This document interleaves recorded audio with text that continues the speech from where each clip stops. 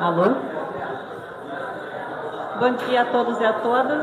Vamos tomando nossos assentos, queremos começar em breve. Obrigada.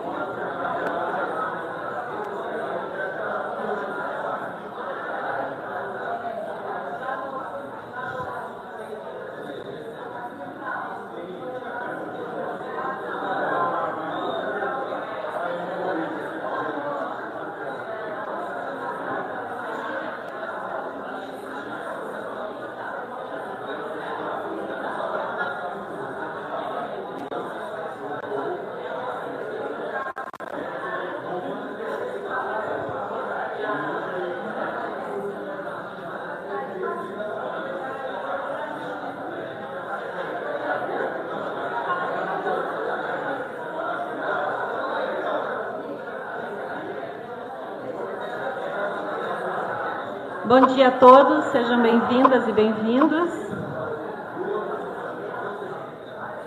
Gostaria de só passar um comunicado importante.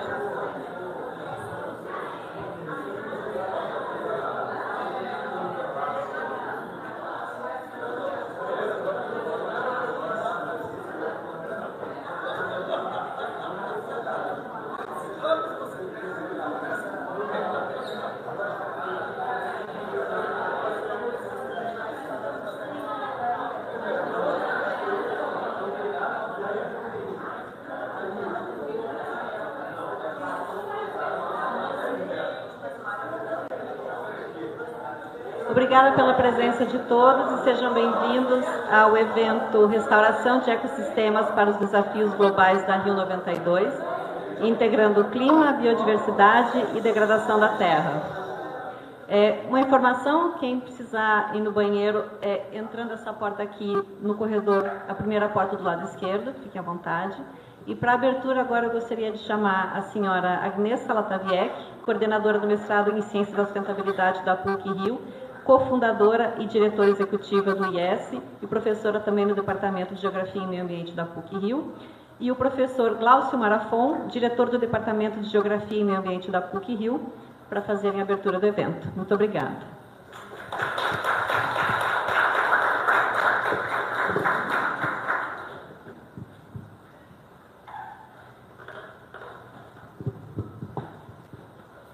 Bom dia a todas e todos. É uma grande alegria receber vocês aqui hoje, nesse espaço de encontro entre ciência, políticas públicas e sociedade.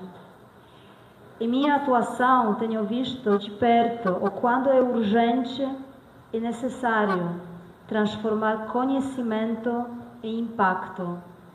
É, mais do que nunca, fazer isso de forma integrada. O tema que nos reúne hoje, restauração de ecossistemas, é uma oportunidade para olharmos tanto para o que já avançamos, quanto para o que ainda precisamos construir. Desde o marco histórico da Rio 92, há mais de 30 anos, sabemos que os problemas ambientais não são isolados. Clima, biodiversidade e degradação da terra estão profundamente conectados e, portanto, também as soluções precisam estar. A boa notícia é que já temos caminhos traçados. Temos ciência de ponta, experiências bem-sucedidas em campo, políticas públicas inovadoras e cada vez mais uma sociedade engajada. Mas a verdade é que ainda estamos longe da escala necessária. E é exatamente sobre isso que vamos conversar hoje. Como conectar agendas, integrar convenções, ampliar parcerias e transformar projetos locais em soluções globais. Neste espaço, buscamos fomentar diálogos francos, interdisciplinares e orientados à ação, entre setores e entre escalas, e com um olhar sistêmico e transformador. Espero que esse encontro seja um momento de inspiração, aprendizado e, sobretudo, de articulação para o que está por vir. Porque a restauração de ecossistemas não é só um compromisso ambiental, é também um projeto de Estado e de sociedade. Muito obrigada e desejo um excelente evento para todos.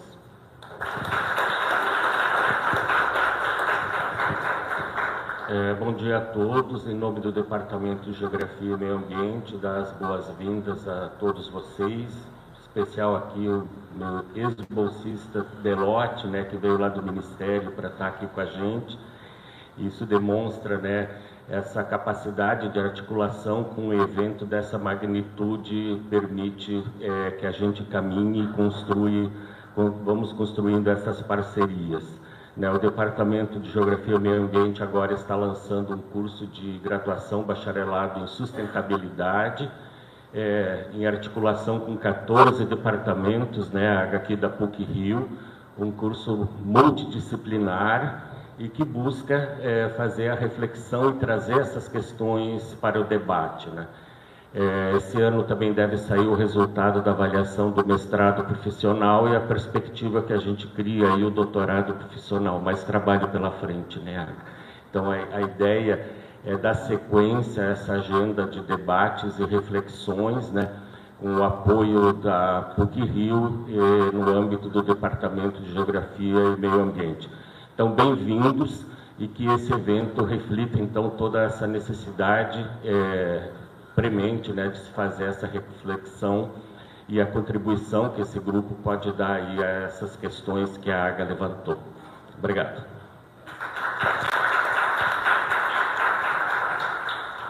Obrigada, professor Glaucio. Obrigada, professora Agnieszka.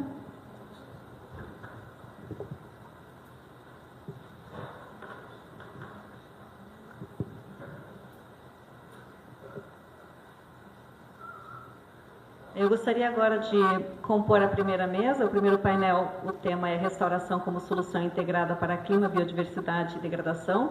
Eu vou chamando os palestrantes um a um para que façam sua fala e aguardem na mesa. Ao final, a gente faz um debate com perguntas e respostas da plateia. Então, para começar, eu gostaria de chamar a senhora Marie Ikemoto, subsecretária da Secretaria do Estado do Ambiente e Sustentabilidade do Rio de Janeiro. Seja bem-vinda, Marie.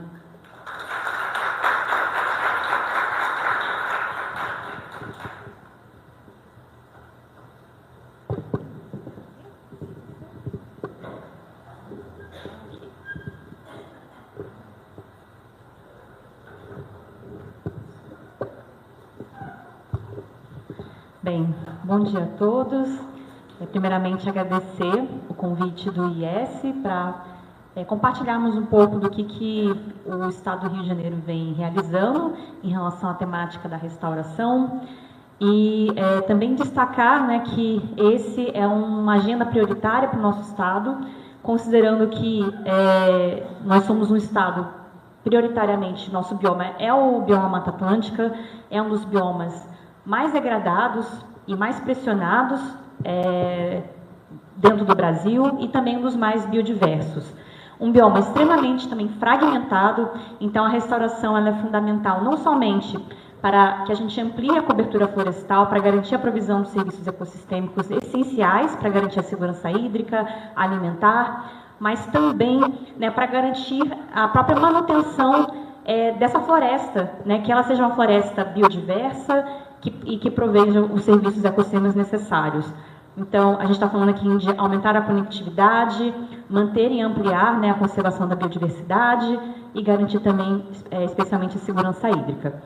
Então, para começar a minha fala, enquanto não é colocada a apresentação, Queria destacar que o nosso governo do Estado, ele anunciou na COP de Glasgow uma grande ambição, que é ampliar a sua cobertura florestal. O nosso Estado é um Estado que tem cerca de 30% de cobertura florestal, então a nossa meta até 2050 é chegar a 40% de cobertura florestal. E a gente está falando aqui de uma meta de 440 mil hectares de restauração. Esse é o tamanho do desafio, né? E a gente entende que essa restauração é estratégica justamente para recuperar as áreas prioritárias, que nós consideramos áreas de mananciais, áreas de preservação permanente e, especialmente, a promover, né, esses corredores ecológicos. Então, esse é um grande compromisso e meta do nosso Estado, e para conseguir avançar nessa agenda, a gente tem alguns programas e iniciativas. Então, primeiramente... obrigada. Então, agora...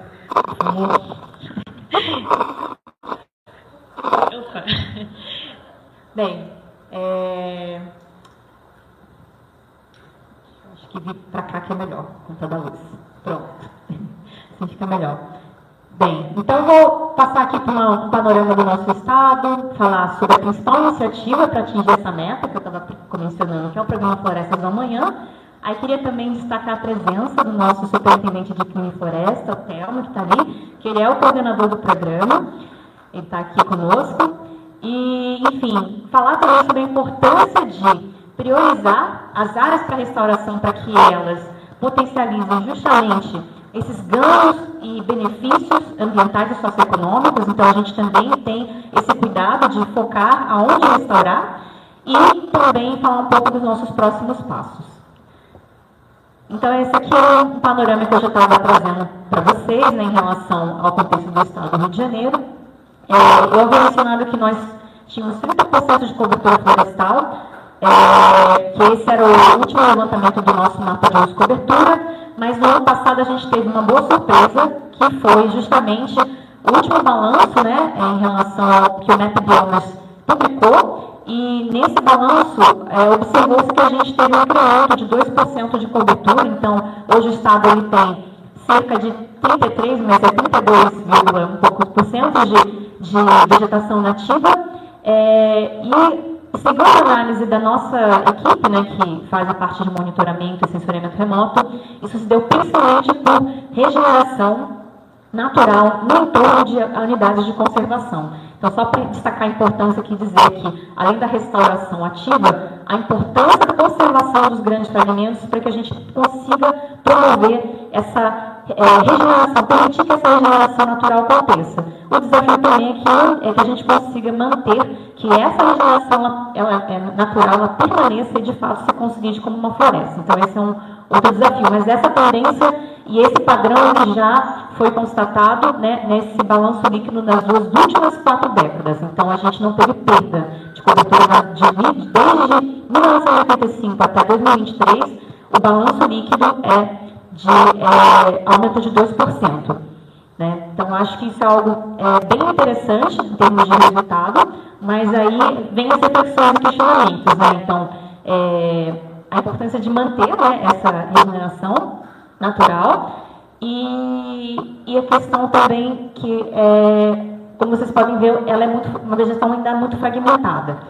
Outra questão importante é o padrão fundiário no Estado, onde a gente tem um Estado que, prioritariamente, a maior parte dos imóveis são pequenos imóveis rurais, então são abaixo de 4 módulos fiscais, quase 90%, e a gente tem um passivo enorme de restauração em áreas de preservação permanente, aqui nesse mapa que está em laranja, tudo que é APP degradada e em verde o que é APP conservada, né? Segundo a Lei de Proteção da Vegetação Nativa. Então, a gente tem uma estimativa de 550 mil hectares de áreas para serem recuperadas nessas APPs, e em áreas de manancial um quantitativo de cerca de 450 mil hectares, que aqui tem um mapeamento das áreas de manancial que abastecem a nossa população, os 92 municípios, e em vermelho são as áreas de muito alta prioridade, muito alta e alta prioridade. Isso são os 450 mil hectares. Então, é um desafio muito grande. que essa vegetação ela não está uniformemente distribuída, né? Como eu falei aqui, ainda temos muitas regiões e municípios que têm menos de 20% de cobertura florestal e nós alcançamos a meta de 30-30, essa é uma meta da Convenção de Biodiversidade, de ter 30% de cobertura de unidade de conservação terrestre, mas aí novamente a gente, né, como eu falei, tem que refletir com qual é o nível de conservação, né, desse território, que aí a gente tem o desafio da fragmentação. E aí também falar da importância da Mata Atlântica em termos de representação da biodiversidade da flora e a questão também do estoque, né, de carbono, que a gente está falando aqui de 49 milhões, né, de toneladas de carbono que, segundo o nosso inventário florestal, ele estoca e armazena na biomassa aérea.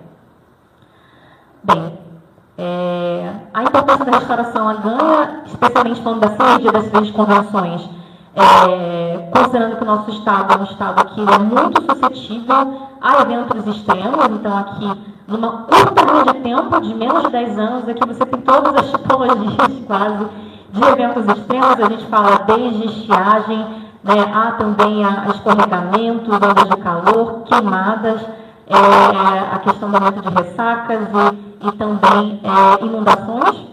Então, nós somos um estado aqui de 92 municípios, 74 são considerados de muita alta prioridade para a redução de risco de desastres no contexto nacional. Então, esse é o nosso tamanho do nosso desafio também. E promover a conservação e restauração ela é fundamental também para ser uma estratégia de adaptação e redução de riscos a esses eventos extremos. Bem, a principal iniciativa para promover a restauração é o Programa Florestas da Manhã do Estado. Né? Ele tem justamente como objetivo, como eu mencionado, ampliar a cobertura florestal até 2050, uma visão de longo prazo, né? Porque a gente não restaura em curto prazo. E o programa, então, ele se tornou, né, uma política pública, deixou de ser um projeto para ser um programa por meio desse decreto estadual que foi publicado no ano passado. Então, virou um programa de Estado. Esse aqui é um panorama do avanço do nosso programa. Então, o que eu queria destacar aqui um ponto é que ele é executado por meio de um mecanismo inovador financeiro, que é o Fundo da Mata Atlântica. O Fundo da Mata Atlântica ele é um fundo que recebe recursos privados, oriundos de compensação ambiental, e que hoje nós dispomos um valor, né, de cerca de 530 milhões de restauração, para restauração florestal, somente por esse mecanismo. Então, ele tem sido um mecanismo muito, vamos dizer assim, efetivo em termos de possibilitar que a gente execute um recurso pensando também num planejamento em escala e olhando o território. Então, na sua primeira fase, o programa ele foi lançado com foco em áreas públicas, em unidades de conservação. Então, em 2020 e 2021, nós contratamos, né, e iniciamos a restauração de 314 hectares, especialmente em parceria com municípios.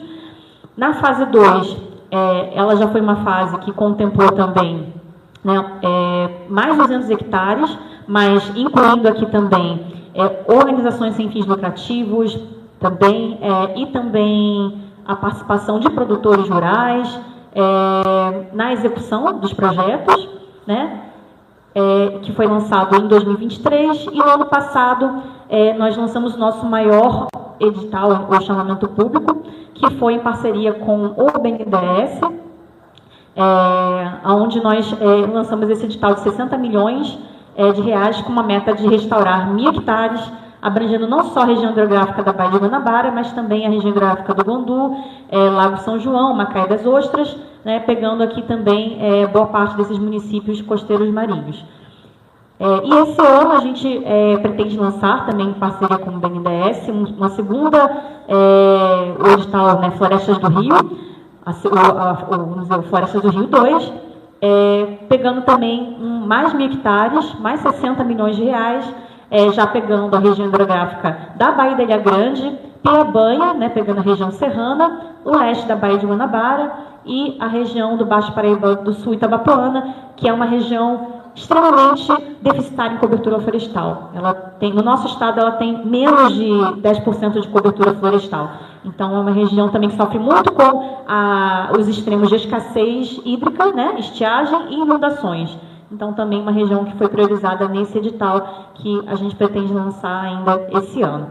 Então, só para dizer em resumo que já investimos cerca de 32 milhões na fase 1 e 2, na fase 3 e 4, com o BNDES, foi realizado esse match funding, então, onde o Estado aportou, né, 120 milhões, e o BNDES também aportando também mais esse recurso, compondo, né, o total de 120 milhões, e temos a previsão de investimentos totais futuros na carteira da restauração do Fundo da Mata Atlântica nessa ordem de grandeza. Então, esse é o tamanho do nosso projeto, mas mesmo assim, esse recurso não vai ser suficiente para restaurar os 440 mil hectares, né? Então, é fundamental que a gente discuta também a importância de outros arranjos de restauração, parcerias, a questão da importância de trazer o setor privado, enfim, a pesquisa, né, para também alavancar os gargalos que a gente tem ainda hoje, né, para mover a restauração no Estado, que ainda ela é custosa,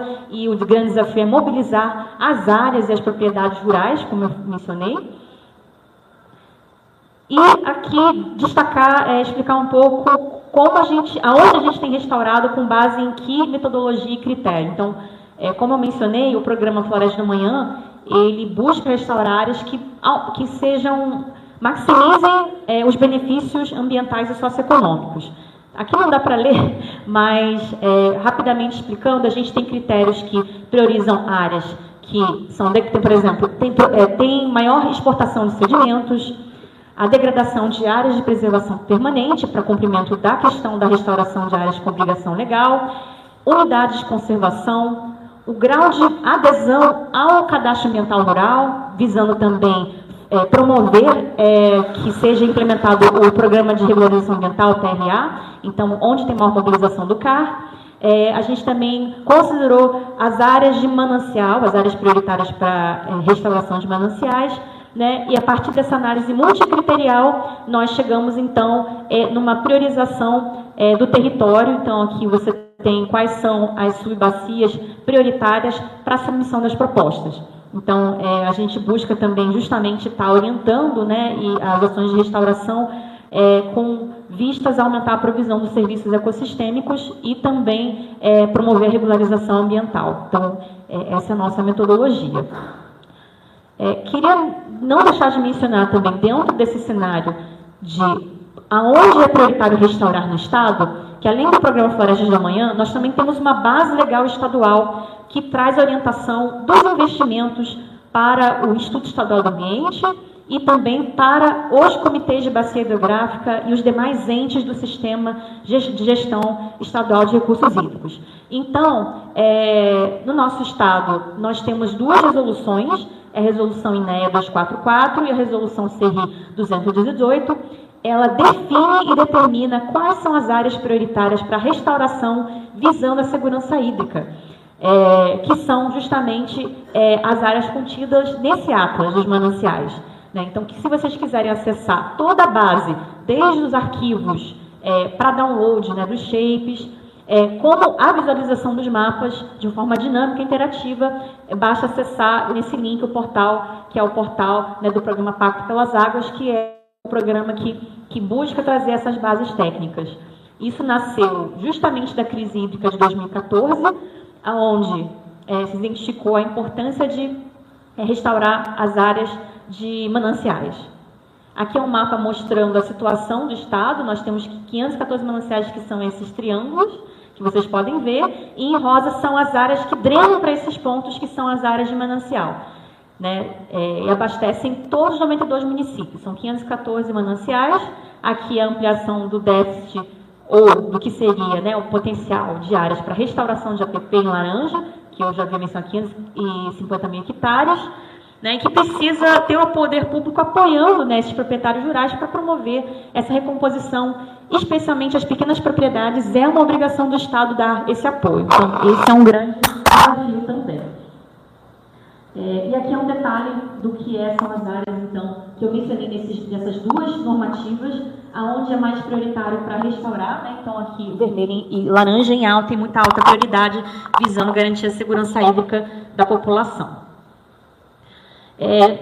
Também dizer que o instrumento de pagamento por serviços ambientais, ele também é um instrumento importante justamente para vencer esse desafio de mobilizar, né, justamente esses pequenos proprietários e também promover uma maior sustentabilidade na área rural. No Estado, a gente já teve, por meio do Programa Estadual de Pagamento por Serviços Ambientais, 11 projetos executados, abrangendo quase 1.000 hectares de restauração, o que é interessante também, um tipo de, que a gente chama de conversão produtiva, é uma restauração produtiva com sistemas agroflorestais, né, e distribuídos nesses municípios, 22 municípios. Então, se vocês quiserem saber mais, a gente está atualizando as informações, né, sempre nesse portal. Destacar o projeto Conexão Mata Atlântica, onde nós fizemos esse experimento de trabalhar também a restauração produtiva com sistemas agroflorestais e que deu um retorno muito positivo. E uma das reflexões desse resultado desse projeto é justamente, né, no programa Florestas do Amanhã, né, na sua próxima fase, a gente conseguir elaborar um edital, né, de restauração com foco em pagamento por serviços ambientais, focando justamente esse público dos pequenos imóveis rurais. Então, como meu tempo também está acabando, já indo em relação à parte dos encaminhamentos e perspectivas futuras, além dessas iniciativas que nós temos previsto a elaboração do nosso Plano Estadual de Restauração Florestal, em parceria com o Programa das Nações Unidas para o Desenvolvimento. A gente tem um acordo de cooperação com o PNUD para executar esse plano, né, que a gente pretende iniciar esse ano, até o final desse ano. Como eu mencionei, a nossa ideia também é reestruturar e ampliar os projetos de pagamento por serviço ambiental, especialmente para restaurar em pequenos imóveis. Também estamos com parceria com o PNUD, além do Plano Estadual de Restauração, a previsão de elaborar o Plano Estadual de Desenvolvimento Florestal. Com esse olhar da lente climática, o Plano Estadual de Adaptação às Mudanças do Clima, ele faz trazer esse olhar, esse recorte temático para as ações, como as soluções baseadas na natureza, elas são medidas de adaptação baseadas em ecossistemas, e a restauração ela é fundamental nesse sentido. Uma demanda que a gente observa, um gargalo, é promover uma capacitação continuada da cadeia da restauração, que é um gargalo hoje. A gente ainda carece de bons projetos e propostas nos nossos editais. Nosso desafio é que a gente consiga mobilizar hoje os recursos que eu havia mencionado.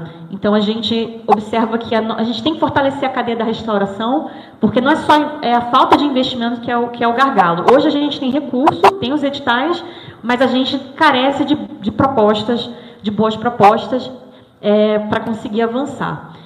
Enfim, e a perspectiva do Estado, ele conseguir desenvolver um sistema de monitoramento em escala, incluindo biomassa e carbono, que também é uma etapa dentro da parceria do PNUD, que é fazer o segundo ciclo do inventário florestal e os estudos e modelagens para um mecanismo de crédito de carbono com base florestal. Então, isso são projetos que estão na fase agora de final de celebração de parceria para início da execução até o final do ano, início do ano que vem. Esse aqui é o que eu havia mencionado, que seria o escopo do Plano Estadual de Restauração Florestal, né? Que, enfim, o objetivo é fortalecer a cadeia da restauração e consolidar diretrizes técnicas, né, para promover, atingir essa meta de restaurar 440 mil hectares, em parceria com o PNUD. E que, para vocês acompanharem e saberem mais do que eu mencionei, né, vocês, por favor, acessem o nosso portal da restauração, onde a gente compartilha as informações de todas as nossas iniciativas e também em relação à base legal e publicações que a gente sempre está divulgando. Bem, é isso, a gente fica à disposição para qualquer dúvida.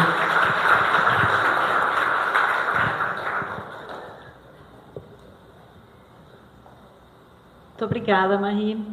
Antes de passar para o próximo membro da mesa, quem tiver perguntas para fazer, eu vou estar fornecendo papeizinhos para vocês anotarem, que no final a gente direciona todas as perguntas de uma vez. O próximo membro da mesa, eu gostaria de convidar o senhor Nicolas Locke, presidente da Reserva Ecológica de Guapiaçu, a Régua. Muito obrigada pela presença.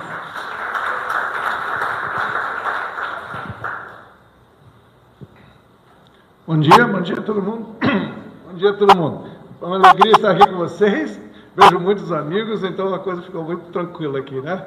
E aí, como é que você está? Tudo bom? Ótimo, vamos lá. Eu não quero perder um segundo falando com vocês, tá? Então vamos falar, nós estamos aqui para falar sobre a restauração e os desafios globais para o nosso Rio 92, não é isso? Então vamos seguindo. Eu chego aqui. Perfeito. Eu sou o Nicolas Locke, da Reserva Ecológica Guapiaçu, estamos localizados em Cachoeiro Macacu, e é muito legal essa contextualização, todo esse arcabouço que Maria deu para a gente, porque nós, Raquel e eu, e nosso projeto está localizado em Cachoeiros, na ponta. Então, a gente que está plantando aquelas mudas todas que Maria está falando, tá bom? É só esse aqui, né? Ótimo. Esse é nosso desafio, né? A convenção.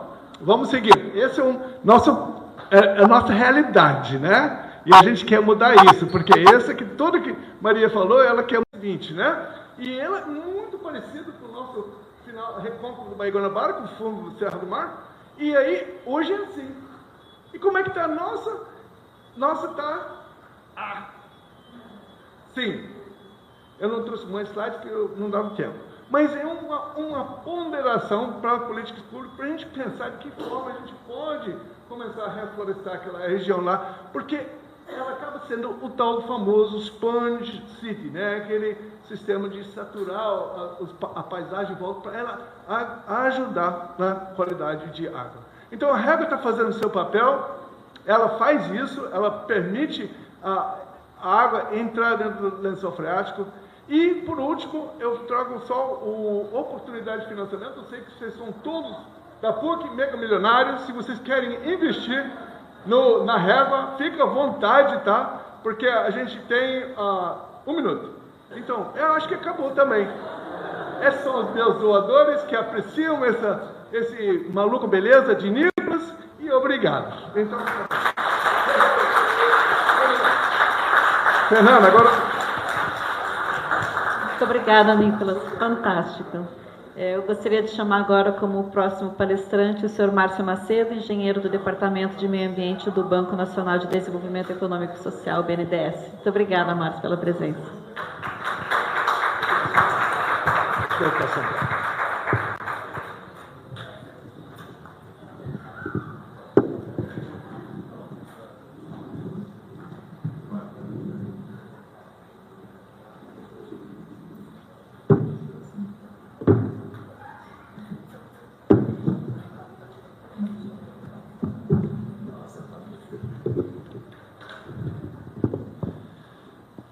Bom dia, pessoal. Primeiro, obrigado pelo convite do IES. Obrigado também, Marie e Nicolas, né? Incríveis os trabalhos, realmente extraordinário o desempenho aí, quando a gente vê, né, os resultados, tanto do Rio quanto da Régua, é que a gente dá uma esperança, né, de que concentrando e fazendo as coisas certas, a gente obtém os resultados. Então, hoje a gente está aqui nessa discussão sobre restauração. Vamos ver se eu peguei aqui. Tá. E antes de falar sobre o BNDES, primeiro elogiar o IES pelo tema, né? Que a gente está juntando coisas ligadas a convenções globais, né? Com trabalhos locais, que a gente chega aqui no campo, né? Deu o exemplo ali do Rio e da Régua. Eu acho que essa reflexão é muito importante, né?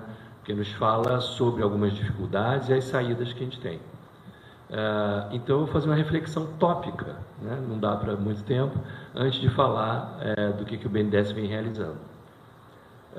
Primeiro que as convenções socioambientais, e aí climática, biodiversidade, degradação, no mundo se revelam assim grandes oportunidades, junções de países da humanidade em torno de utopias que estão ao alcance das mãos, não é?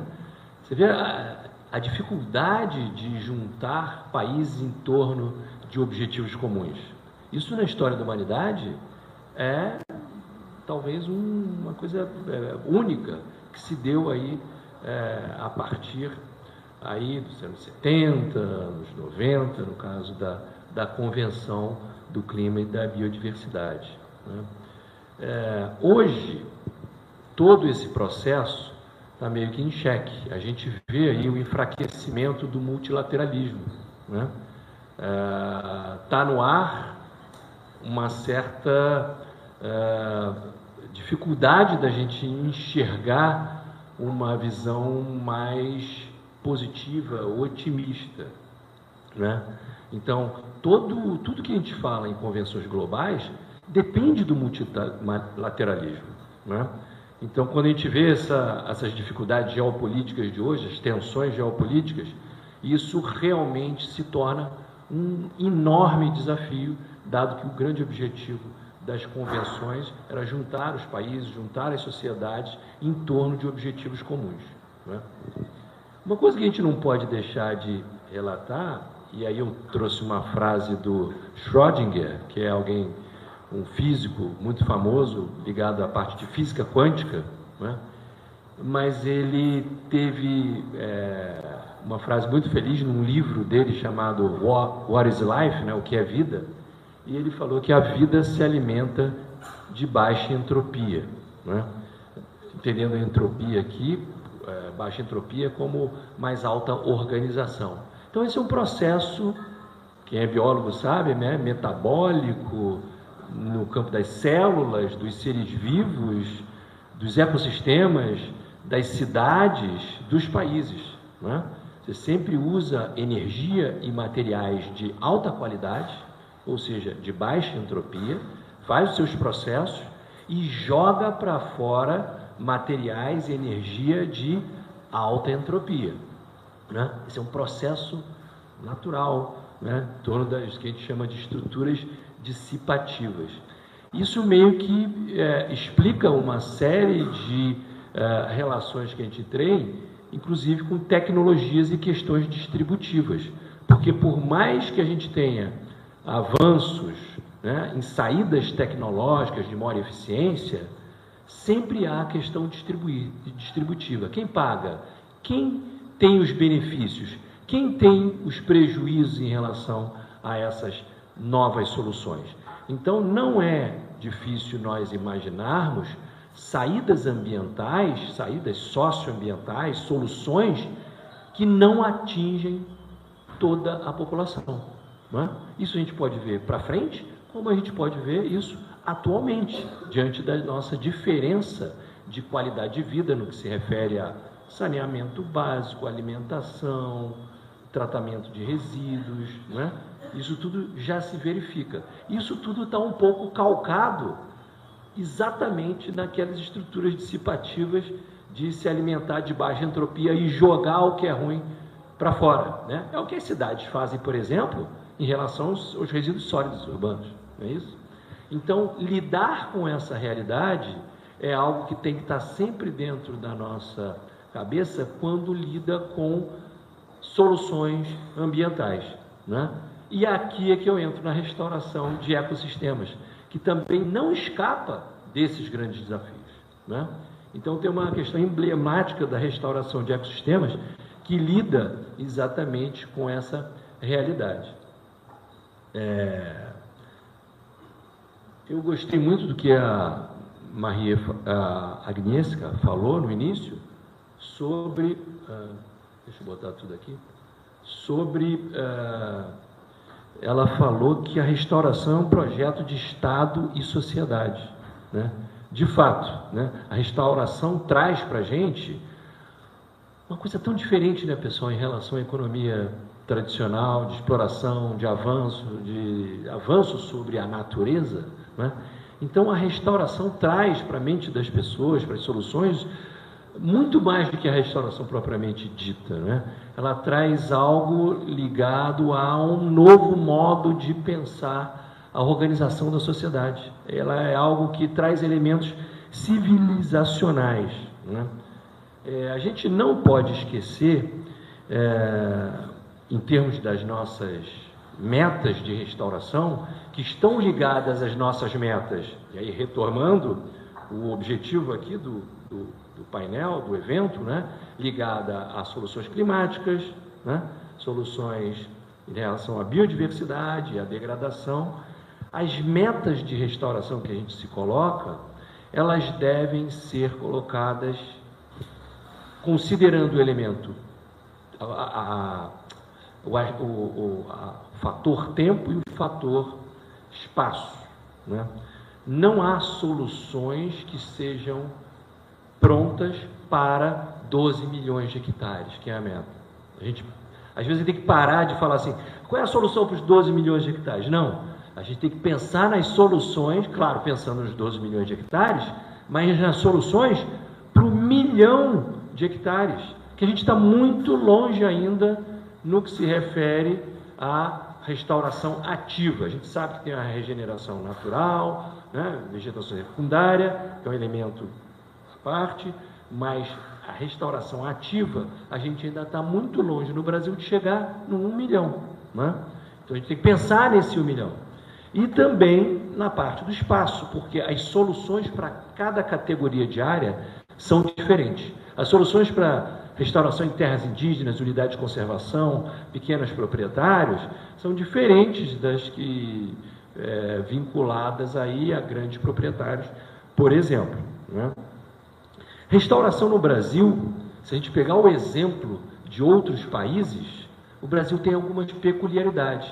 Pega o exemplo histórico dos Estados Unidos, desde o início do século XX, China, né, já século XX, mas já avançado no século XX, virada para o século XXI, Coreia do Sul, Japão, todos os países que realizaram, alguns exemplos na África, né, grandes projetos, programas de restauração, todos eles foram bastante centralizados, investimentos públicos principais era investimento público, né, e decisões de cima para baixo, todos eles. O exemplo do Brasil tem características diferentes e por isso é bem mais difícil, né?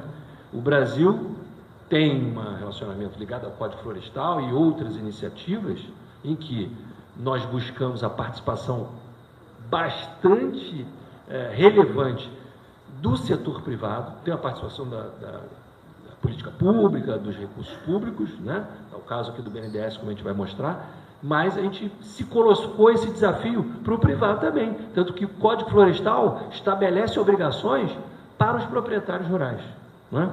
A gente tem uma visão descentralizada, não é tudo de cima para baixo, né? Então a maneira do Brasil resolver isso, nesse sentido, é mais democrática e por isso mais difícil, com todas as tensões que a gente tem. Não esqueçam isso, a experiência brasileira, que talvez seja em hectares agora a próxima onda da restauração, em grandes números, né? Tirando o caso da China, que ainda continua lá com seus quase 20 milhões adiantados e tal, mas a experiência brasileira é mais difícil por causa dessas características, né?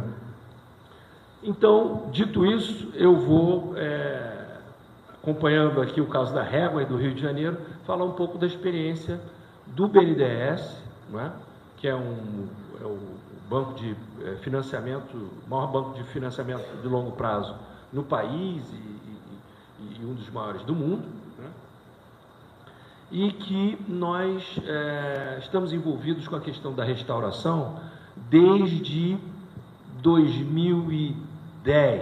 A gente começou a falar nisso lá em 2007, né, pensando em compensação das emissões de carbono do BNDES, que são pequenas para escopo 1 e 2, muito pequenas, da ordem de 6.000, 7.000 toneladas por ano, né, de CO2 equivalente, né?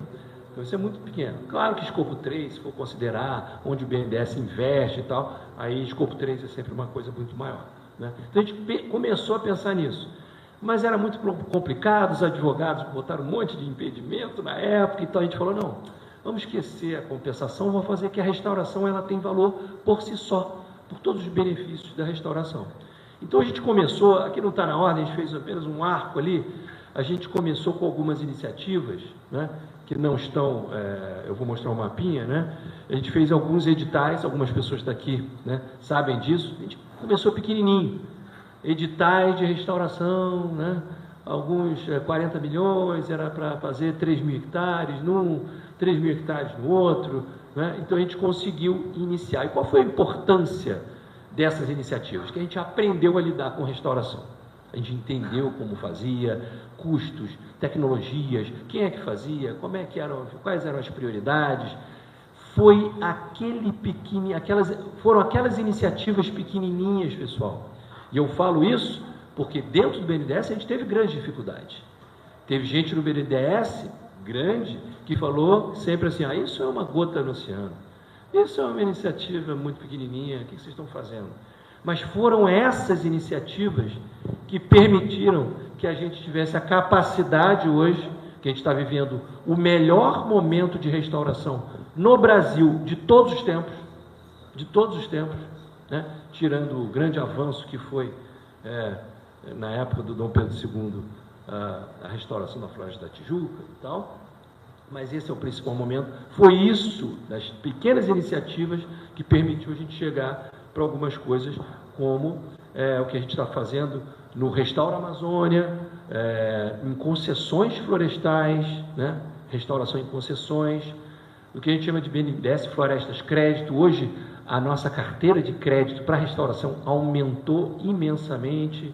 O BNDES Pro Florestas, que é algo que vai ser lançado aí junto com a Petrobras, também inovador, e que procura, por meio de compra de carbono futuro, o financiamento da restauração, a parte de concessões em parques, o Floresta Viva 1, que foi uma grande junção dos recursos do BNDES com recursos privados e governamentais. A Maê falou da nossa junção com o Rio de Janeiro, o Floresta Viva 2, que acabou de ser lançado agora, né, nesta semana, e a inovação, que a gente acha muito importante, principalmente em silvicultura de nativas, que teve ontem uma operação aprovada. Então, as coisas estão acontecendo. Se a gente...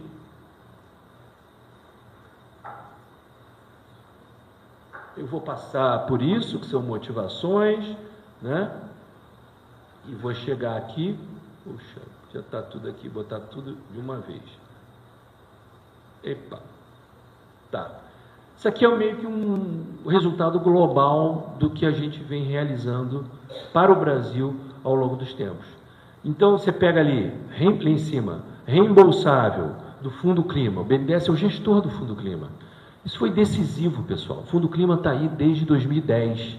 Eu cansei de vender o financiamento de Fundo Clima para um monte de proprietário rural, um monte de empresa e tal. Vamos lá, o Fundo Clima é barato, é barato, é barato. E só agora que a gente tem uma carteira pujante e que está em crescimento, né? E esses recursos do Fundo Clima vieram de onde? De participação especial do petróleo. Setor do petróleo que bancou isso aqui, né? Eu acho que o setor de óleo e gás tem muito ainda a bancar naquela ideia do poluidor pagador. No final, acaba no consumidor, né, pessoal? Dos derivados de petróleo, né? Mas o setor de petróleo. E outro que também é muito importante é o setor de tecnologia. Grandes Big Tech, que tem um consumo gigantesco de energia em função de todo esse movimento de dados, que é a nova realidade da sociedade mundial. E o não reembolsável, que entra aí, o Arco da Restauração, Floresta Viva, Floresta para o Bem-Estar, né, da ordem de 560 milhões só em recursos não reembolsáveis, né? E aí, só na Amazônia, né? E aí, ali no Nordeste, né, no Cerrado, perdão, não reembolsável, 60 milhões, ainda no início, né? Para a Caatinga, 23 milhões do Floresta Viva e 517 milhões do Sertão Vivo, eu não tenho tempo de falar de cada uma das iniciativas, né? Mata Atlântica, 200 milhões, daquelas duas primeiras iniciativas, IBMA e BNDES, Resteco ali, iniciais e agora formando Floresta Viva, e na Mata Atlântica, reembolsado de Fundo do Clima, 294 milhões, e aí na parte a gente chama BNDES Azul, o BNDES Corais e de Ilhas Oceânicas, 256 milhões. Ou seja, isso era impensável, pessoal. Quanto ainda? 1 minuto? 1 minuto. Impensável há pouco tempo atrás, esse montante de recursos. Agora, mesmo considerando esse montante extraordinário de recursos, eu fico com aquela frase, né? Puxa, é tanta coisa e tão pouco. Então eu volto na minha expressão inicial, da conexão do evento entre as metas globais, né, das convenções e o que a gente está fazendo. Não é? Se a gente for pegar, pessoal, deixa eu pegar aqui meu óculos só para... Você vê aí quanta coisa o BNDES está fazendo, né, junto com outros. Né? Então a gente pode... é da ordem de 1,3 bilhão de reais que estão mobilizados. Né? Impensável isso há poucos anos atrás. Né? Da ordem de quase 200 projetos, né, que estão ainda em acontecimento. Não são todos contratados e tal, estão em diferentes fases. Né? E a gente chega a quantos hectares com isso tudo, pessoal? Menos de 100 mil hectares. Tá? Menos de 100 mil hectares. Então, a minha frase é tanto e tão pouco, né, para mostrar o grau de desafio que a gente tem. E é claro, para finalizar, é claro que a gente tem em milhões de hectares, a gente tem que considerar a vegetação secundária, é a nossa grande parcela, os milhões só chegam com o reconhecimento da regeneração natural, e a regeneração natural assistida, né, o monitoramento dessas áreas, as metas brasileiras da NDC, né, tem uma parte de restauração muito importante como meio de implementação. A gente fala que tem meta de restauração na NDC brasileira, gente, não tem. A meta brasileira de NDC não tem restauração. Restauração é um meio de implementação. Todo mundo erra isso. Né? Mas você fala lá com Itamaraty, ele faz esse porém. Tá? Então, isso não muda muito, mas é bom que a gente saiba disso. Né? É um meio de implementação. A restauração vem contribuir com aquelas metas de redução das emissões. Né? Então, eu gostaria de terminar aqui dizendo que todo esse esforço ele tem resultados em hectares, tem resultados em valores, mas principalmente na formação de equipes de restauração, que é algo essencial para atingirmos as próximas etapas. Eu falei que a primeira etapa é do 1º milhão. Para as próximas etapas, é essencial que a gente tenha essas equipes formadas, voltadas para diagnóstico, restauração, acompanhamento, né? E também a mobilização da sociedade brasileira. O brasileiro incorporar isso como uma ação extraordinária do Brasil, que beneficia não apenas a sociedade brasileira, em água, em resíduos, redução de resíduos, não é? Biodiversidade, clima, mas um benefício para o mundo como um todo. Obrigado.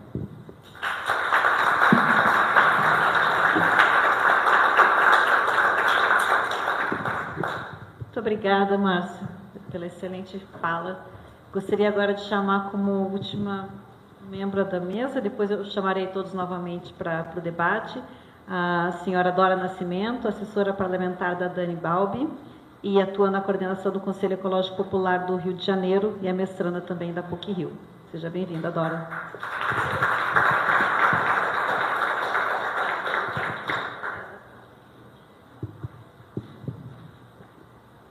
Eu vou sentar também, que eu estou muito nervosa. Porque representar a deputada é uma missão, enfim, muito desafiadora. Eu não sei se vocês conhecem a deputada Dani Balbi, ela é professora, doutora, primeira professora trans da UFRJ, do Departamento de Letras, e está, né, no seu primeiro mandato parlamentar. E ela, enfim, como professora, fala muito bem, então é sempre muito difícil representá-la. Agradeço o convite. Então, bem, pode passar. Ah, sou eu que passo, né? Tá, obrigada. Então, gostaria de iniciar trazendo a ideia de que a importância da justiça socioambiental quando a gente pensa na formulação das políticas públicas. Né? Acho que tem um livro muito interessante de um pesquisador caribenho chamado Malcolm Ferdinand, que se chama Por uma Ecologia Decolonial, em que ele vai trazer justamente a conexão entre o modelo moderno colonial e a exploração não só da natureza, como também dos indivíduos, e como ela foi fundamental para constituir o capitalismo moderno como a gente conhece hoje. Né? Então, quando a gente pensa em como restaurar, né, como reconstruir a natureza, né, enfim, esse espaço que a gente habita, a gente tem que pensar em como centralizar esses indivíduos que também foram explorados junto com a natureza, os seus saberes, a sua cultura. Então, a gente pensa a importância de centralizar as comunidades periféricas, os povos marginalizados na formulação e na implementação dessas políticas públicas. Portanto, a função da política pública deve ser de reparar essas assimetrias e não reproduzir ou até mesmo aumentar essas assimetrias. Né? Então, a gente tem que tomar cuidado com esses aspectos, né? Por exemplo, a captura desses benefícios da própria restauração por elites locais, né? Ou até mesmo elites externas.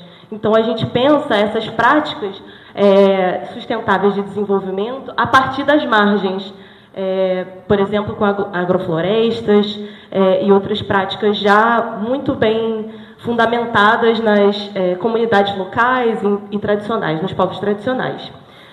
Então, eu espero não ser repetitiva, né, com relação ao que o Dr. Márcio falou, sobre a importância dos governos subnacionais na paradiplomacia climática. Né? A paradiplomacia é essa diplomacia realizada por entes que não a União, né, que não a República Federativa do Brasil. Então, a importância que tem não só os estados, como os municípios, na criação, formulação de redes, por exemplo, de cooperação, né? Redes importantes aqui como ICLEI, Under2, Cities Forte, C40, né?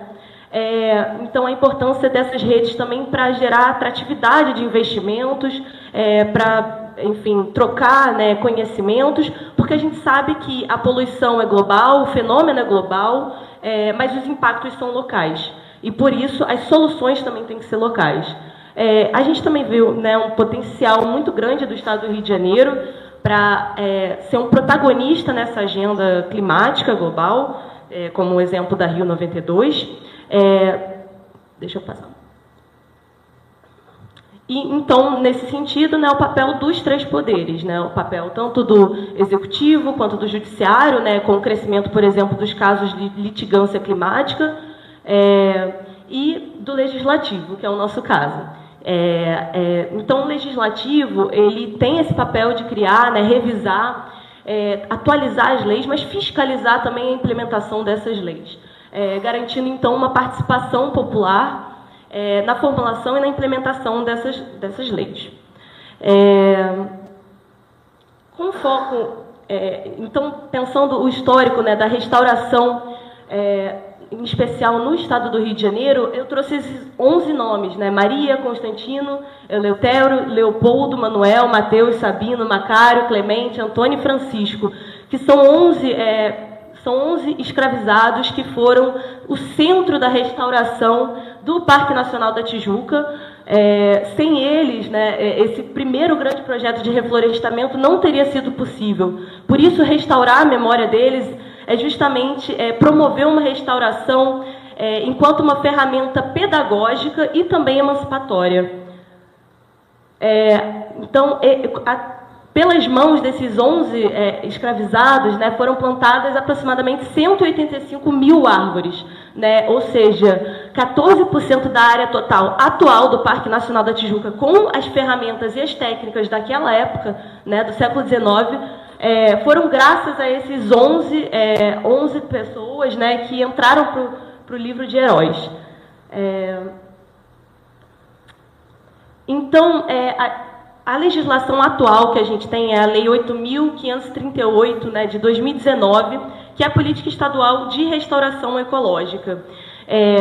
Essa política, ela cria o Plano Estadual de Restauração Ecológica, define mecanismos de monitoramento e integração, mas possui algumas lacunas, né? Dentre elas, eu destaco essa lacuna de uma falta de inclusão dos saberes locais, das comunidades locais, nesse processo de restauração.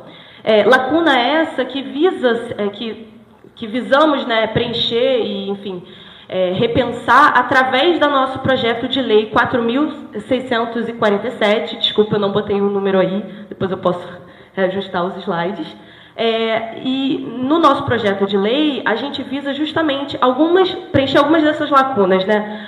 Primeiramente, a gente estabelece metas progressivas que visam favorecer um monitoramento e uma mensuração melhor enfim, da meta de 2030, de 2050, se eu não me engano, a meta final.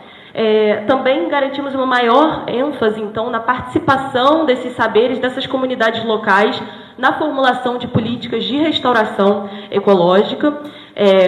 Também incentivo a pesquisa científica sobre a temática por meio de bolsas específicas da FAPERJ para pesquisar a restauração no estado do Rio de Janeiro. Também buscamos favorecer, né, fortalecer o papel do Instituto Estadual do Meio Ambiente, o INEA, através também de recursos direcionados à capacitação técnica e de profissionais voltados à restauração ecológica no estado do Rio de Janeiro, porque acreditamos que a restauração ela é um meio de integrar a natureza e a economia, né, e não qualquer natureza, né, a nossa Mata Atlântica. Então, a restauração ela precisa ser uma ferramenta pedagógica de emancipação, mas também de gerar empregos diretos e indiretos, para gerar soberania alimentar a partir do consumo de culturas originárias da Mata Atlântica. E também gerando autonomia financeira para as mulheres, que precisam estar no centro dessa atividade, né? E sempre estiveram. Então, os benefícios econômicos da restauração ecológica, eles excedem, em média, 9 vezes o custo do investimento inicial. Enquanto que a inação ela é 3 vezes mais custosa do que a restauração dos ecossistemas. Então, a gente precisa pensar na restauração como um meio também de conectar a sociedade civil com a própria Mata Atlântica. Por isso, uma ferramenta também pedagógica. Mas, para a gente transformar esse projeto de lei, né, em uma lei viva, a gente precisa de maior participação popular, né? E, por isso, Bem, antes de falar como a gente faz essa participação popular, aqui algumas das produções legislativas da deputada. Então, a gente conseguiu aprovar 2 leis sobre a temática, não exatamente restauração, né, mas a Política Estadual do Emprego Verde, novamente pensando a importância até mesmo como uma ferramenta de comunicação popular relacionada às mudanças climáticas, a importância de você comunicar com as pessoas, trazendo os benefícios econômicos, né, da luta contra o aquecimento global, né, e a favor, enfim, da natureza. Então, por isso, a Política Estadual do Emprego Verde, ou a lei do oásis alimentar, que visa promover o acesso a alimentos saudáveis através de hortas comunitárias, restaurantes populares e outros mecanismos. O que está escrito PL não são projetos de lei, então ainda não foram aprovados. A gente sabe que a gente tem uma situação política hoje aqui na Assembleia Legislativa do Rio de Janeiro que não favorece as pautas climáticas, não favorece as pautas sociais, então por isso a necessidade de pressão popular sobre esse tema. Por exemplo, nossos pontos de inovação sustentáveis foram aprovados pela Casa, porém foram vetados pelo governador. Né, e são pontos justamente de promover, de favorecer, fomentar o desenvolvimento de soluções sustentáveis e baseadas na natureza em comunidades vulneráveis, promovendo preservação ambiental, adaptação, mas é isso, aí a gente precisa também da cooperação do governo estadual para aprovar esse tipo de legislação. E o PL 4764, como eu apresentei antes, que é o da recuperação da vegetação nativa. Bem, e aí pensando como que a sociedade civil pode participar mais dessa, digamos assim, dessa paradiplomacia, mas antes da paradiplomacia, da própria diplomacia interna estadual, a gente pensou, a gente formulou, a gente chegou à terceira edição do nosso Juventude no Parlamento, que é um programa que a Dani Balbi organiza, que visa promover a participação da juventude fluminense no parlamento. Então, por 3 meses, jovens de diversas universidades, o FRJ, UF, o FRJ, inclusive da PUC, FGV, Estácio, enfim, participam dos nossos GTs, que são grupos temáticos, inclusive tem o GT Meio Ambiente, e esse ano, na nossa terceira edição, a gente teve como grande temática o eixo das mudanças climáticas, né, pensando justamente como levar o Rio de Janeiro para a COP30. E nesse eixo, então, todos os grupos de trabalho da Mandata pensaram em políticas voltadas a essa questão. Por exemplo, o nosso GT de mulheres e de negritude pensou em como é que... mundo, né? Pela quantidade de área que tem disponível. E o sonho que eu tenho é que cada município tenha sua própria instituição, sua própria organização como régua. Eu acho que se nós tivéssemos 92 organizações como régua no estado do Rio de Janeiro, né, onde as pessoas, que cada município tem sua beleza, seus encantos, eu acho que a gente poderia, e não precisa ser desse tamanho, tem esse tamanho por sorte, né, há 25 anos, eu sou um dos mais velhos que tem aqui agora, né, mas comecei jovem também, tá? E eu acho que a gente pode empoderar a sociedade em cada município que tem seus cantos. E aí eu acho que você tem essa mudança que todo mundo espera. Muito obrigada. Já vou ficar aqui do lado do Nicolas, porque eu queria começar com ele e com a Dora agora também. Como a gente está falando, né, que a restauração ela vem para um outro novo olhar para a economia, né? A gente passou durante séculos vivendo que a floresta, a natureza era quase um impedimento para o desenvolvimento econômico. E nesse último século a gente tem essa virada de chave, que a natureza pode ajudar o desenvolvimento econômico e a restauração entra como um exemplo desse desenvolvimento econômico aí baseado na natureza, né? Então, indo para esse ponto de pensar, né, nesse desenvolvimento econômico, eu queria saber como vocês enxergam, né, fontes de economia dentro do projeto da Régua e como vocês também esperam isso, que o PL possa subsidiar, o PL de restauração e recuperação da vegetação nativa, de vocês possam ajudar a ter salvaguardas para garantir esses ganhos econômicos também. Então, por exemplo, através de produtos da sociobioeconomia ou através de créditos de carbono, através de pagamentos por serviços ambientais ligados principalmente a recursos hídricos, como a restauração tem um leque aí de oportunidades na economia para fomentar, ao mesmo tempo, o desenvolvimento sustentável. Obrigado pela oportunidade de comentar sobre isso. Hoje a Régua tem um custo, né? Tem seu orçamento, não faz quase 3 milhões de reais. Ela emprega 45 pessoas, trabalha com uns 15 mil hectares e realmente todo esse dinheiro filtra para comunidades locais. É considerado um projeto muito baixo. 30% da sua receita vem de turismo, 30% vem de projetos de restauração e os outros 40% a gente passa em chapéu e tem projetos. O conceito de ONG, do interior implementador, eu considero importante ter um custo baixo, que que gera muito emprego, porque aí as pessoas têm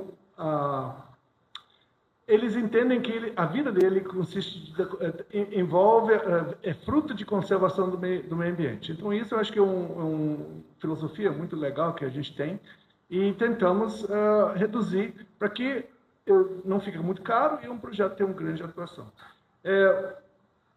Eu acho que ainda, até hoje, não tem modelos econômicos, né? Não tem business, nada na Bolsa de Valores de uma empresa que trabalha só com conservação. É um modelo que é um paradigma, né? É um modelo que a gente precisa melhorar. Mas já baixando para 40% dependente de recursos externos, e tem muitos, na realidade, o sucesso dirige o sucesso, né? Ela promove mais recursos. Então, quando você tem um projeto legal, bem redondo, consistente, com resultados bons, né? Ela começa a ser um atrativo para muitos doadores. E isso faz a diferença. E a ideia é tentar buscar empoderamento das empresas locais para justamente ajudar no financiamento, porque aí não fica tão caro para todo mundo. E futuramente, quem sabe, a gente espera, um dia vai ter um recurso de PSA, de alguma forma. A gente entende que isso pode ajudar, a gente entende que um arcabouço disso não é fácil para estabelecer, a gente entende isso, porque ainda tem muitas áreas conservadas, muitos hectares, grande área conservada no Brasil, e não é tão fácil você criar um mecanismo para financiar todo mundo. Mas é nesse caminho que a gente quer caminhar. E as pessoas como nós não tivemos grande dificuldade em buscar doadores. Então, e quando ingressamos esse caminho, o Flávio Castro, que era então gestor do Parque Estadual Três Picos, ele falou: olha, dinheiro tem, só falta projeto bom. Eu acho que isso foi comentado, eu acho que por Mauro.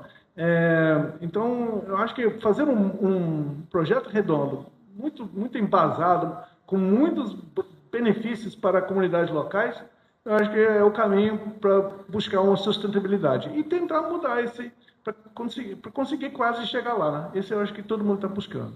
Obrigado. Muito obrigada. Eu acho essa pergunta muito complexa e, em certo nível, até capciosa, na medida em que, enfim, eu representando uma deputada, né, comunista, né, assim, se eu fosse ser completamente sincera, eu falaria que não existe solução dentro do sistema capitalista, né?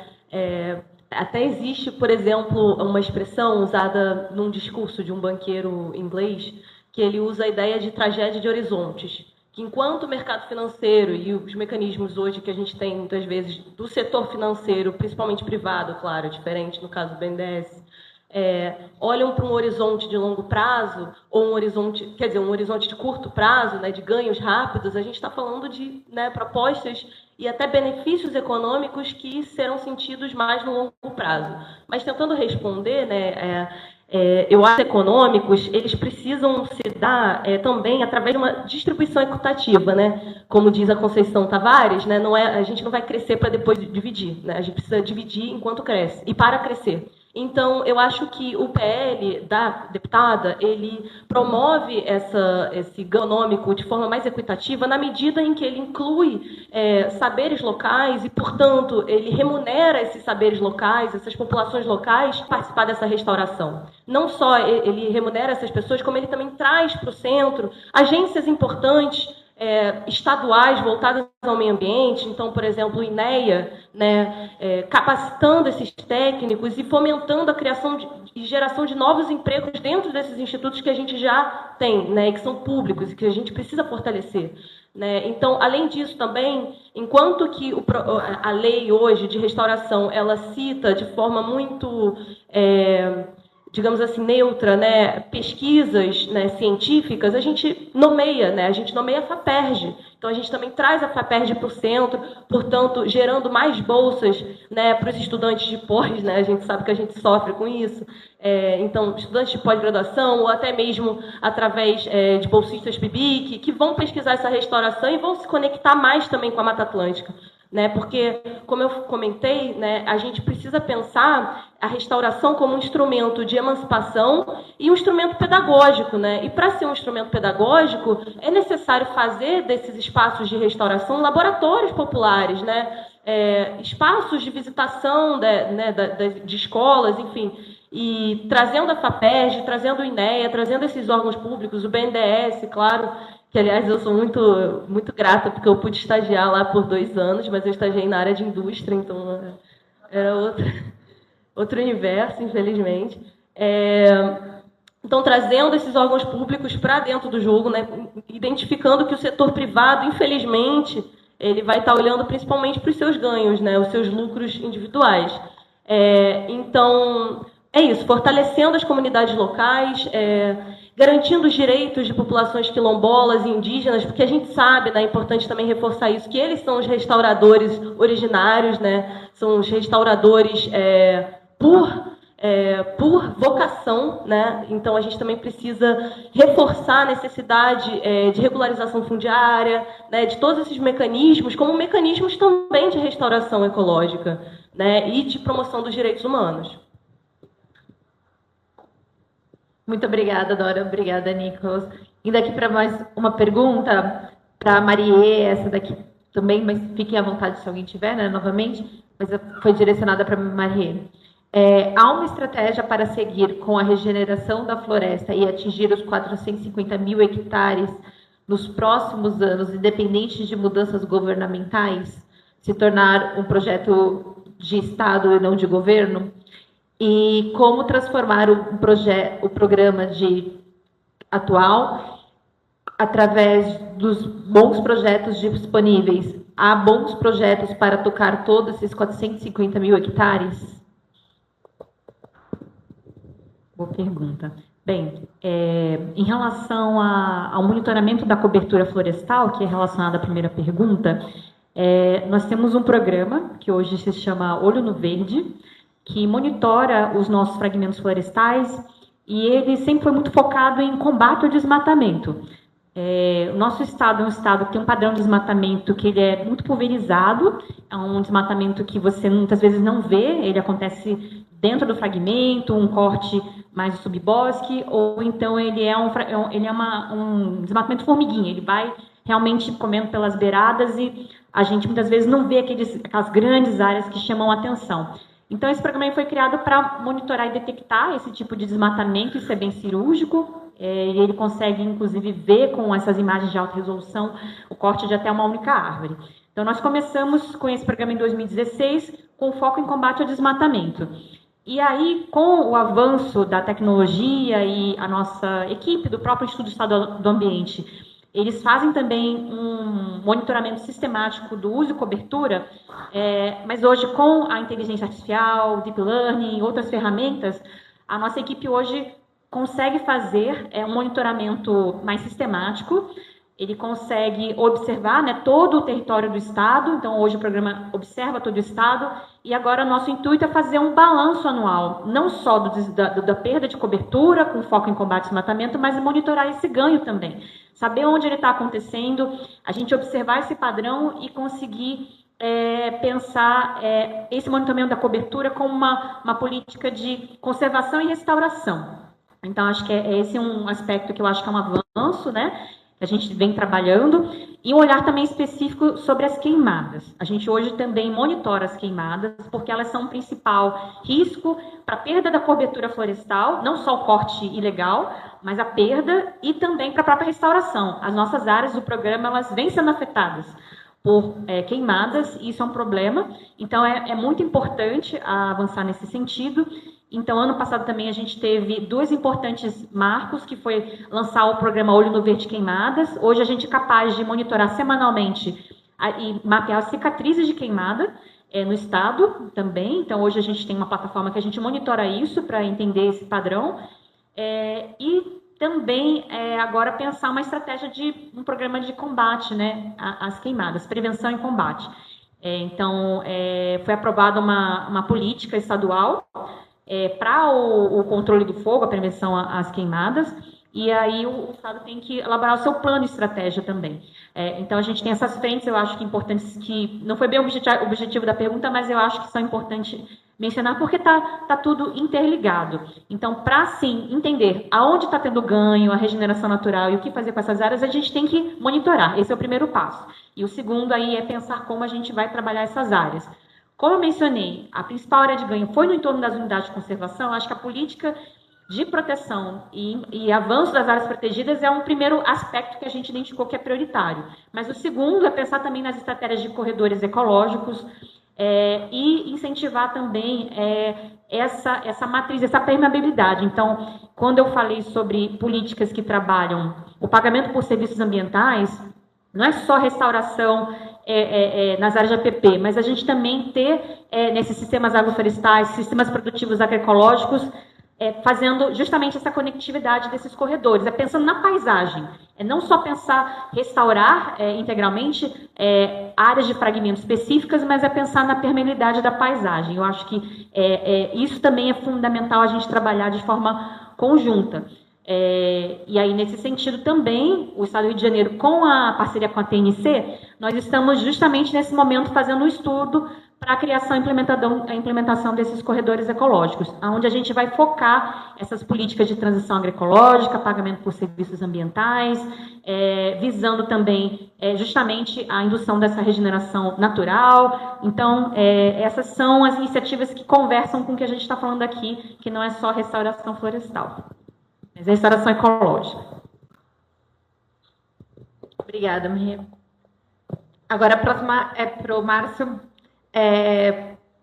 Se há pré-requisitos e iniciativas dentro do BNDES que também podem ser aplicados projetos de iniciativas privadas de restauração. Desculpa, pode.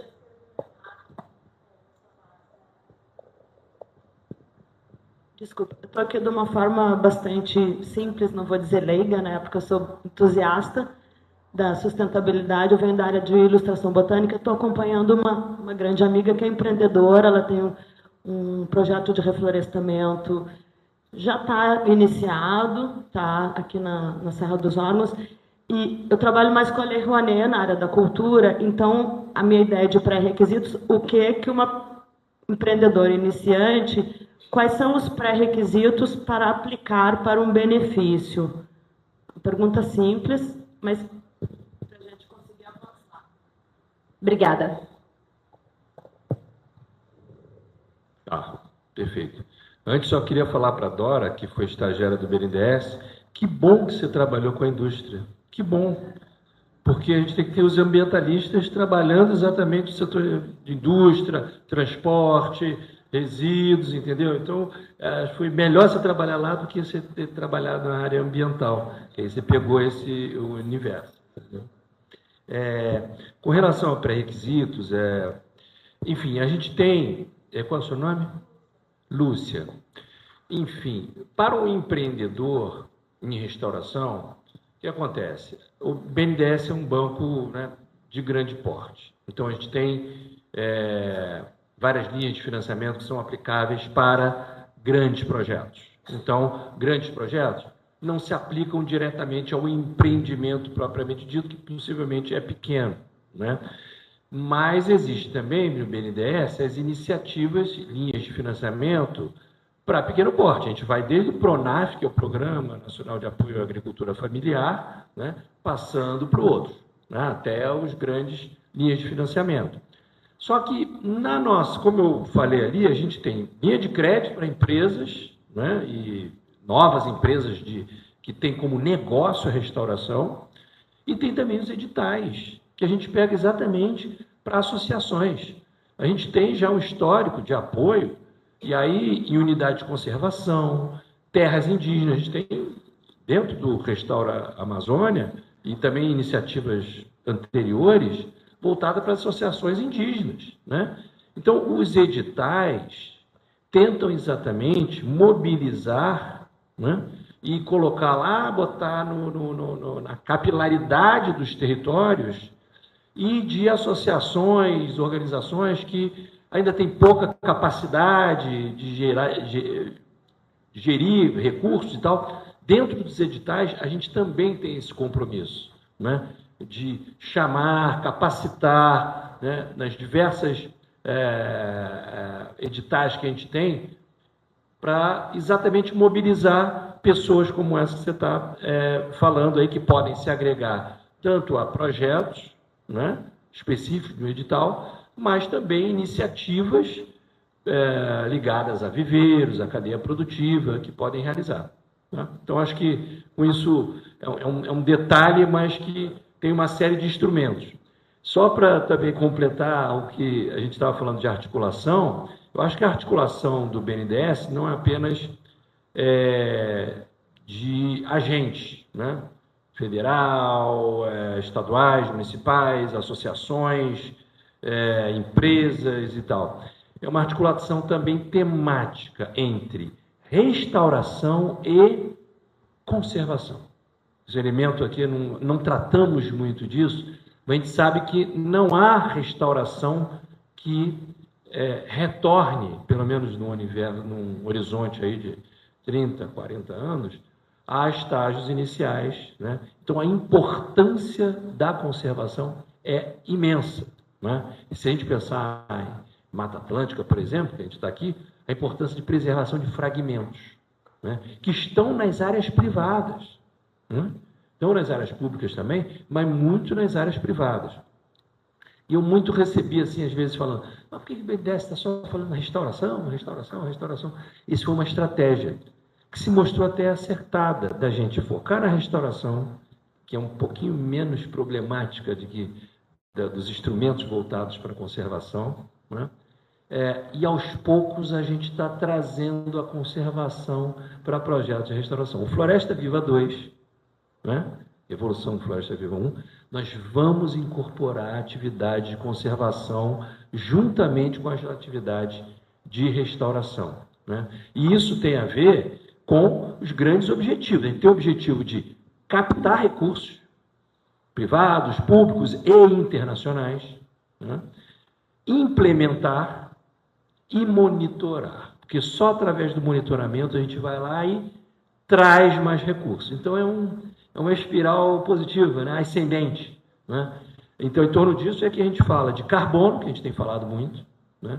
E estruturado, e também ligado a pagamento de serviços ambientais, que aí a gente atinge o pessoal lá da Régua, que o Nicolas falou, né? Empreendedores, né? Para finalmente reconhecer os serviços ecossistêmicos prestados por pessoas que não têm esse serviço, esse trabalho reconhecido. Muito obrigada. Bom, a próxima pergunta é para o Nicolas. Quais foram os maiores desafios em transformar uma fazenda em área de conservação? E se, além das pesquisas na área de biodiversidade, vocês possuem métricas de monitoramento de biodiversidade, carbono e solos nas propriedades? Obrigado pela pergunta. Quem fez, eu não sei, mas essa é uma pergunta para abrir uma cervejinha e conversar. Os mais desafios. O maior desafio hoje, eu diria que é o tempo. É o tempo de a gente não ter ansiedade, né? Mas para a gente conseguir fazer realmente uma área conservada e consolidada para o Estado, para as futuras gerações. Vocês, seus netos, o futuro do Estado tem um lugar bem consolidado, né, no Estado.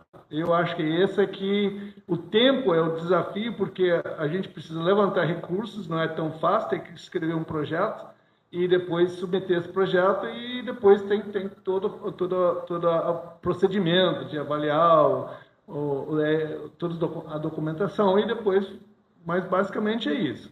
Essa eu diria que é o maior desafio para a gente nesse momento.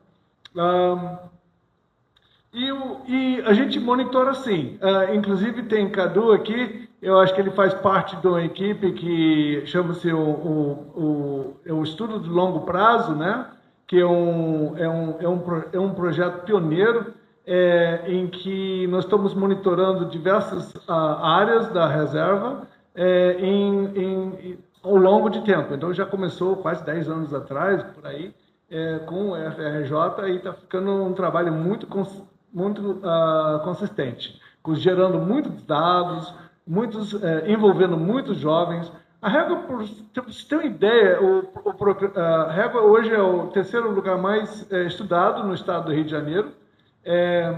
Ao longo desses 20 anos já produziu mais de 185 publicações, 135 doutorados e dissertações e teses foram produzidos. Nós conseguimos um recurso do FAPERJ, e Luciana o Sinato conseguiu fazer montou o nosso conselho de pesquisa e hoje a gente fez um plano estratégico, foi apresentado pelo próprio INEA. É um trabalho muito redondo, nós fizemos nosso plano estratégico de pesquisa. Só tem 2 lugares no estado do Rio de Janeiro, uma são as Ilhas Cagarras, agora tem na área da Régua.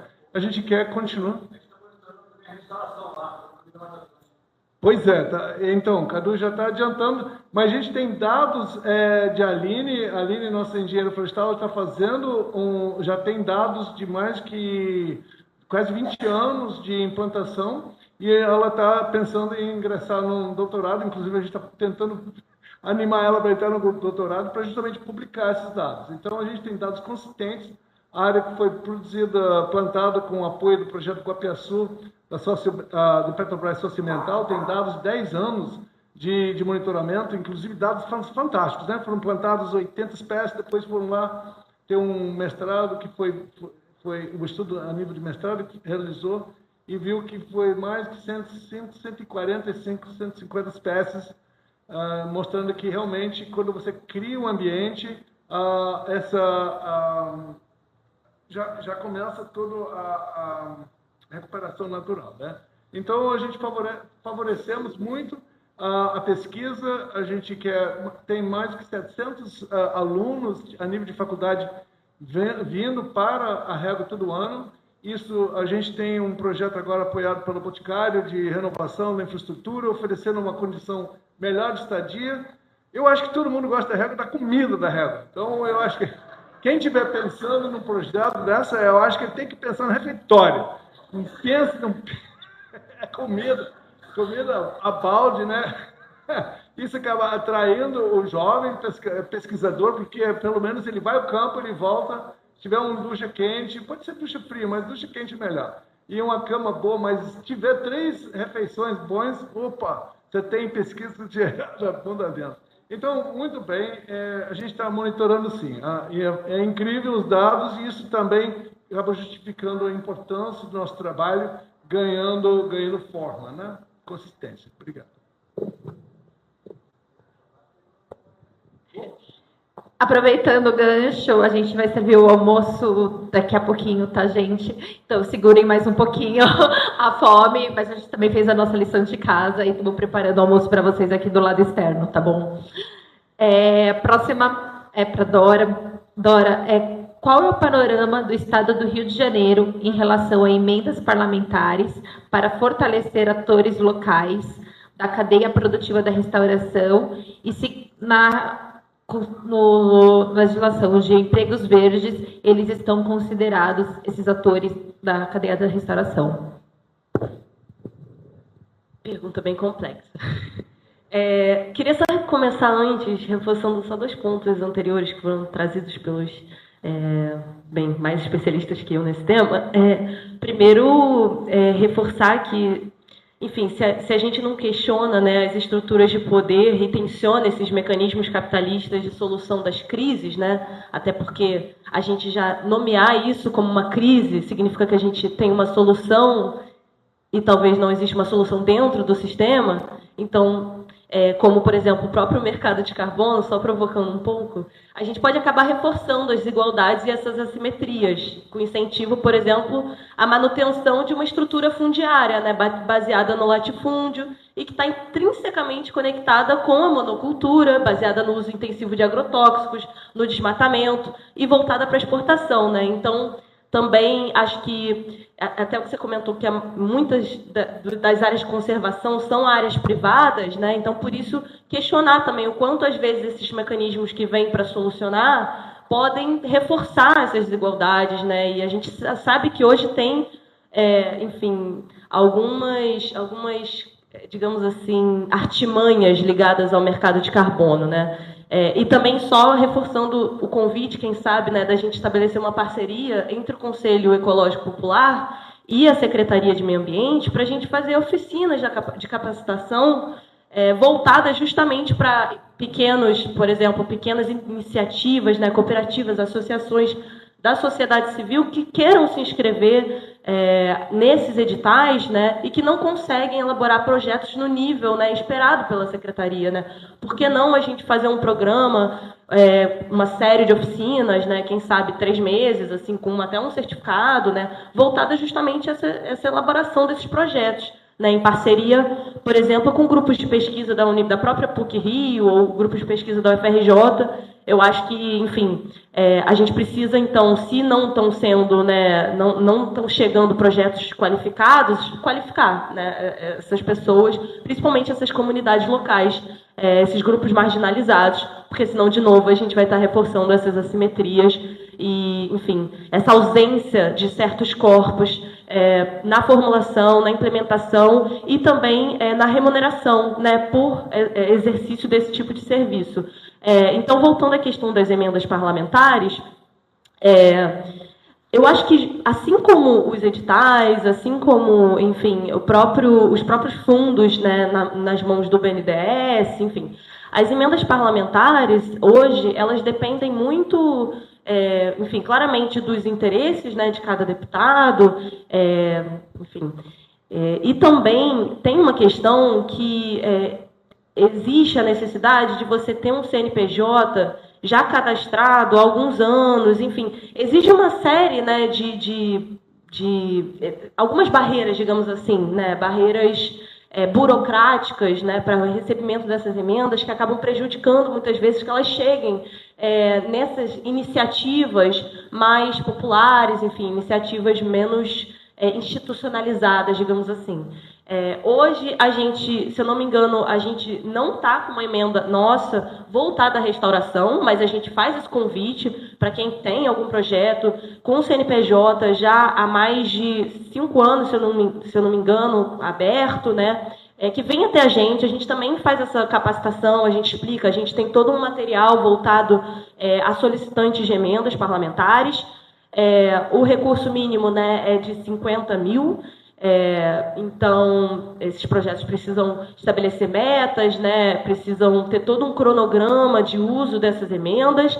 A gente quer divulgar, inclusive, a ALERJ tem, né, um espaço de transparência, né, inclusive em parceria com o governo, né, para que tenha essa transparência nesses gastos das emendas, mas a gente também quer ter uma transparência nossa da Dani, então, em breve a gente vai ter um site da deputada para onde está indo esse dinheiro, então aí eu posso divulgar, enfim, com os colegas e também vai estar no Instagram, que aí vocês podem consultar diretamente, mas voltado ao projeto de restauração, se eu não me engano, a gente não tem hoje uma emenda para isso, mas é muito necessário. Infelizmente, muitas vezes a emenda, para ocorrer, ela depende que o projeto venha atrás da deputada, porque são muitos projetos que vêm.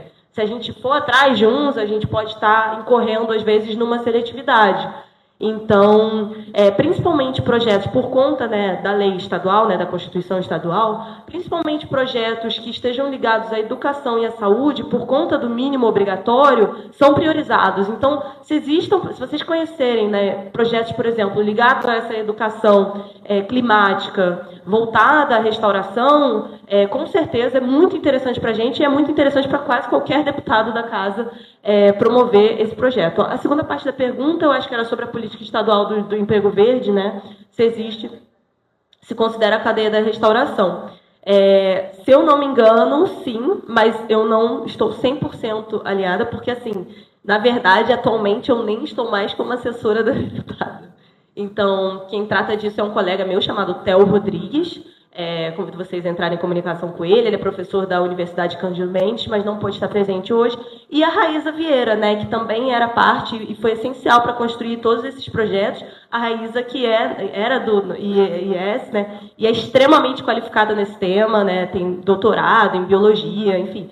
Eu sou uma mera mestranda de Relações Internacionais e formada em Economia, então ainda, enfim... ainda estou engatinhando comparado aqui aos meus colegas nesse tema. Obrigada. Obrigada. Mas eu acho que é o importante de ter, né, esse mundo com várias profissões e tal, tudo, é que não adianta... Perdão, eu tomei a liberdade aqui para onde a gente está a falar, mas que não adianta a gente pregar só para os convertidos, né? A gente tem que começar a pregar para os setores da economia, para a indústria, para relações internacionais, né? Se a gente, para quem já está acostumado com a restauração, né, a gente vai falar mais do mesmo, né? Então, a importância de a gente trazer esse diálogo, né, para outros setores também. Mais uma pergunta que a gente tem aqui, gente, é como despertar a identificação e a empatia com a causa ambiental? Como ajudar a escolher e apresentar caminhos acadêmicos e profissionais de forma inovadora na restauração ambiental? Alguém se habilita? Não tem... Vamos lá. Não tem, né? Eu vou só comentar 2 ou 3 pontos que eu acho que é importante para despertar interesse. Todo mundo quer associar ao sucesso, né? Isso eu acho que é uma condição humana, mais ou menos. Então, 2 ou 3 pontos que são chaves, né? Eu acho que quem inicia uma proposta tem que ser muito sincero e verdadeiro. E eu acho que isso acaba atraindo jovens, acaba atraindo os colaboradores que querem ajudar nessa proposta. Quem não quer ajudar uma pessoa bacana empurrando o carro mão acima, né? Se ele está dependendo de um empurrãozinho, todo mundo sai e ajuda, né? Então, isso é fácil. Eu acho que tem que começar com parcerias, e parcerias com o poder público é essencial. Então, a participação, foi crítico no sucesso da Helga, participação em todos os conselhos. A Raquel e a minha esposa e eu, a gente vai para todas as reuniões. Quando a gente é convidado, a gente vai para todas. Nós somos pessoas mais convidadas para os casamentos na região lá, né? É muito engraçado. Então, você cria uma ligação com a sua comunidade, né? E eu acho que isso acaba...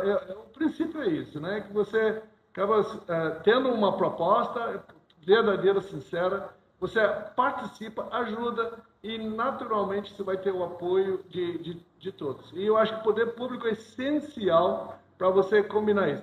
Tem pessoas que trabalham com conservação que não visam a importância.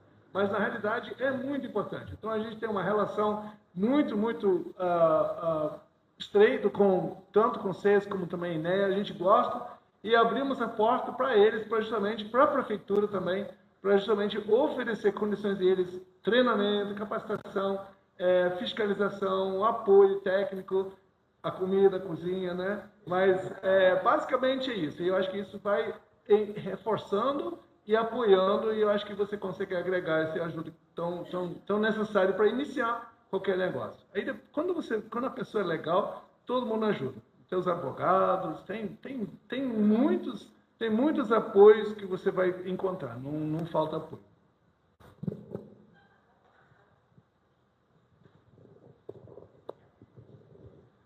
Eu acho essa pergunta muito boa, porque é sobre justamente o que você falou antes, né? Como convencer aqueles que não são já dessa seita, né?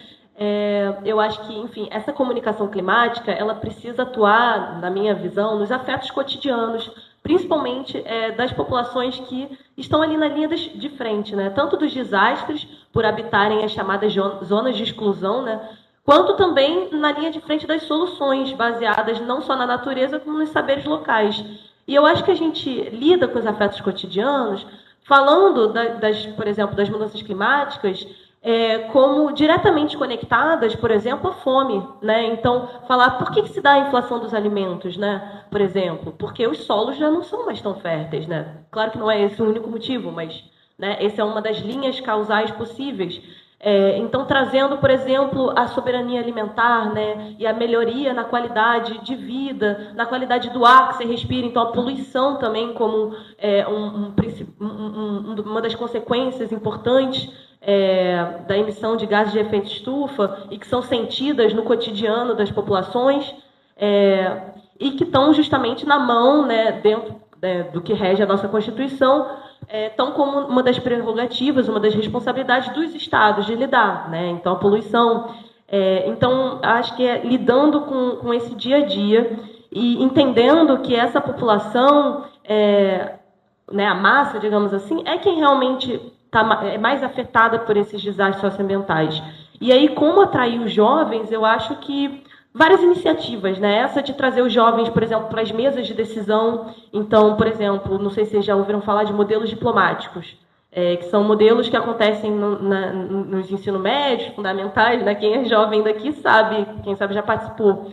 Então, talvez ter mais incentivo para modelos diplomáticos que tratem de questões ambientais. Sei lá, em vez de falar sobre... Não que não seja importante, né? Mas em vez de falar do Conselho de Segurança, uma reunião do Conselho de Segurança sobre a guerra entre a Rússia e a Ucrânia, por que não falar sobre um conselho ecológico que está lidando com um conflito socioambiental local de alguma comunidade entre empresa, que envolve empresa, envolve... Então, colocar os jovens para pensarem essas soluções para conflitos socioambientais, ou soluções, por exemplo, para esse financiamento desses projetos, né? Então, eu que já participei de muito modelo diplomático, já participei de modelo diplomático que era sobre a crise de 2008. A gente sentou e fingiu que eram os países do G20. Então, por que, em vez de fazer o país do G20, a gente não faz, sei lá, os stakeholders, os vários agentes do BNDES, não sei, discutindo com o setor privado, discutindo a implementação de mercado de carbono. Então, acho que isso é uma das formas. Bolsas de pesquisa, né? Eu acho que a gente não tem como não falar, quando a gente pensa essas questões, da necessidade da gente ter um reajuste nas bolsas de pesquisa, né, da FAPERJ, por exemplo. Então, a gente precisa incentivar linhas de pesquisa voltadas a essas questões. Novamente, educação popular nas escolas, então levar essas escolas, esses estudantes, para conhecer esses projetos de restauração, conhecer o Régua, né? Ter esses projetos, enfim. E prêmios também, prêmios voltados a pequenos negócios, pequenas iniciativas, mas também para estudantes que sejam líderes climáticos locais. Então é isso, fortalecendo essas redes de soluções que se dão no local. Acho que só uma coisa que é legal reforçar, quando você falou da crise do multilateralismo, né, é que justamente esses entes subnacionais na pauta climática são responsáveis por manter firme os acordos internacionais e o multilateralismo, né? Então, por exemplo, quando o Trump saiu do Acordo de Paris pela primeira vez, a Califórnia se manteve como um dos principais estados que negociava essas redes transnacionais, né, de financiamento climático, de soluções climáticas. Então, a gente precisa reforçar essas estruturas locais, subnacionais, através da população local, do fortalecimento dessas iniciativas populares, principalmente. Muito obrigada, gente.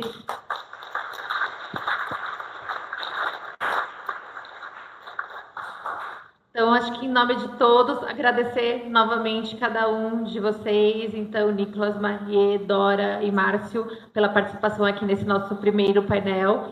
Agradecer também todo mundo que está aqui, gente, por ter vindo, né, até o Centro Loyola, o pessoal que também está acompanhando a gente na transmissão. Agora a gente vai encerrar o painel 1 para o almoço. A gente retorna daqui 1h, 1h30. Estamos aqui novamente para o próximo painel. Muito obrigada, gente.